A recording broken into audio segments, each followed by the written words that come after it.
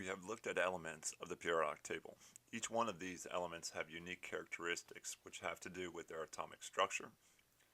As they are organized in the periodic table, we can see the patterns of atomic radius, electron orbitals, and even valence electrons. Our body needs these elements to survive. For instance, the human body is made up of 65% oxygen, 18.5% carbon, 9.5% hydrogen, and 3.2% nitrogen. These elements exist together with other elements to create compounds of varying size, structure, and function.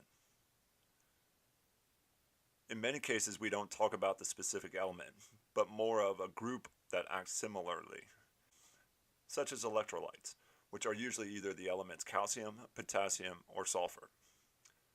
As we look at the periodic table, we can see the elements that exist in our body. The most basic are referred to as organic elements and includes hydrogen, carbon, nitrogen, and oxygen. We can look at another category, which would be elements that are in trace amounts. That means that they are in relatively small amounts in the body.